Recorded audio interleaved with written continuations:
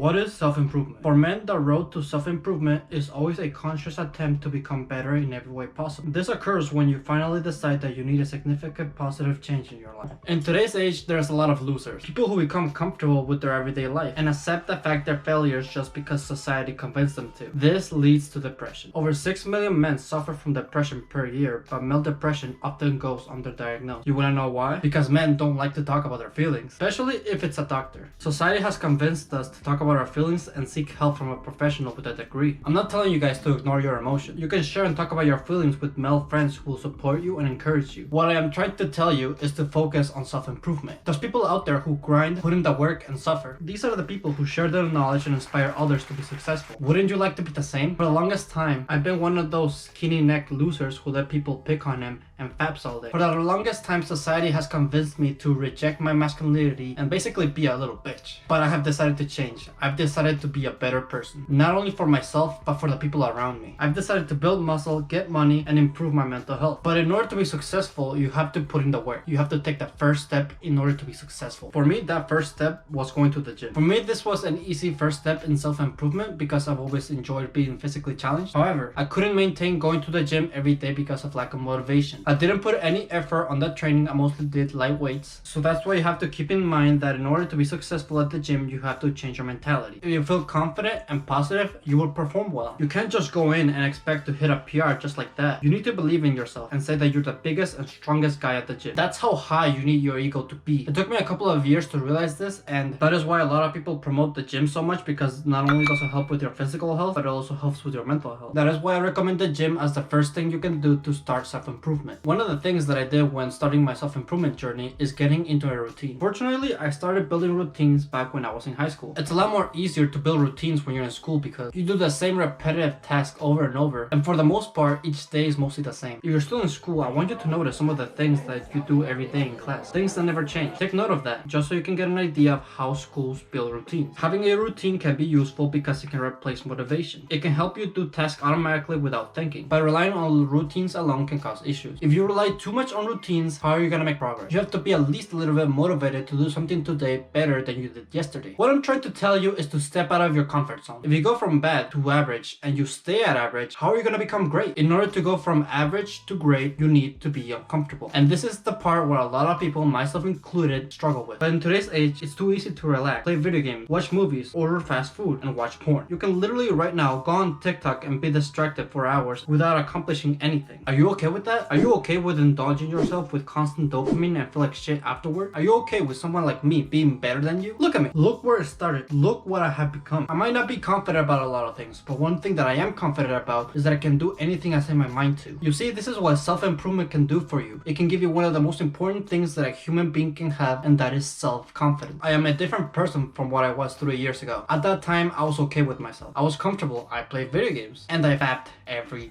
day. This was when I was 15 years old. Some people might say that it's okay to do that kind of stuff at that age, and that it's okay to have fun and relax. I say to these people that it's never too early to start. I could have talked to people, made friends, I could have read books, but I decided to be weak. I am sharing my experience today to show you guys to do better. I finally found my purpose. My purpose is to get a voice and share my message. And I am encouraging you guys to do the same, because it never hurts to inspire someone. It has taken me a long time to find a purpose. That is why I never settled with a specific niche on YouTube. I never knew what I wanted to do, but now I do. This discovery has taken me a long time. You might get this realization with other influences and experiences, but one YouTube channel that has influenced me a lot is Hamza. This man gives good quality information that helps you become a man. If you want help discovering your purpose, I suggest Hamza's video on purpose. Link would be in the description below. But not only him, David Goggins, Andrew Tate, the entire fitness community. There has been such an increase in self-improvement that it's kind of impossible to ignore. When I first heard of Andrew Tate and all these people that promoted masculinity, I was a bit skeptical. I thought they were misogynistic dicks who only cared about fame and money, but I was wrong. There's a lot more to these people than just acting misogynistic. Okay, but what is the message of all this? Why should I care what Andrew Tate has to say? How does this relate to self-improvement? Well, having a good influence can change your life. These people point out details about society that leads us to the wrong path. They teach us how to find fulfillment and purpose in order to live a happy life as a man. One of the most important lessons I've learned from these people is relationships and gratitude. For the longest time, I've struggled with girls. I've been shy around them, and I've always came across as creepy and a weirdo. But one of Andrew Tate's quotes that has stayed with me is this: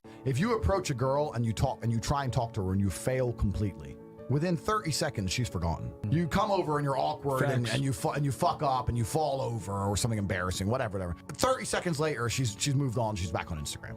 She doesn't care. After this, I started approaching girls in a different way. More in a calm way, because I knew in the back of my head, I knew that I'll be fine. This mild setback is not going to hurt me. I got my future to look forward to. After I made this discovery, I realized that girls and finding a girlfriend is not my main priority. Your main priority should be bettering yourself. You see, this is the influence of how one guy changed my perspective on one specific subject. That's why people need to listen instead of judge. Listen to the people who I pointed out, and then after you have understood their point of view, then decide if you agree or disagree with their message. Now, watching these people and being inspired by them is a good thing, but you're not going to be successful just from watching them. You need to apply the wisdom they gave you, because wisdom is power. Do you want to make money? Well, start learning. Getting knowledge is a big part of self-improvement, and it allows you to have an overall enjoyable life. You can learn in different ways. You can read, you can watch a video, or you can take a class. What is important is applying the knowledge you get into your work. Here's an example. Let's say you're applying for a job as a cameraman, and the interviewer asks you what is the best way to focus on a subject. Well, if you read or watch videos and learn what makes a cameraman, then you'll know about the rule of thirds, focal length, but the interviewer will notice these things. He will notice that you know all this. That'll show that you came prepared and you have a good understanding of the work. But having knowledge is not enough. You have to learn that knowledge and apply it. This could mean writing an essay, making a video, or having previous experience presenting this information. Doing these two things is the key to being an expert in whatever job you do. Because if there's two things an employer wants, is experience and knowledge. My last piece of advice for starting self-improvement is building relationships. There's literally no negatives when it comes to improving relationships with people. You'll be more respected and more fun to be around. With family, it's easier to build relationships with them because you're always going to have them for the rest of your life. But when it comes to friends, it's different. There are a lot of people out there who think they have friends just because they hang out with people who make fun of them and encourage them to make reckless decisions. If you have people like this, cut them off. They're not your friends. Kinda obvious. A friend is someone you can rely on when times are hard. Someone who encourages you to do better and puts in the work with you, while also having fun in the process. Cut ties with toxic people. If you aren't excited or happy around them, that's how you know that that person is not actually your friend. But for the most part, it's really obvious when you need to cut ties with someone. I know it's hard for some people because you don't want to feel like an asshole, but you shouldn't feel bad about cutting ties with people, because at the end of the day, you're always going to have more friends. You need to put yourself first and start thinking of ways that you can shape your life in order to be to your benefit. Till the end of your days, friends may come and go. You may have lifelong partners, but you'll always have yourself. And you gotta be the best version of yourself. So thank you everybody so much for watching this video. If you want me to edit a video for you, you can check me out on Upwork. Link will be in the description. So thank you everybody so much for watching this video. And always remember to live your life like there's no tomorrow.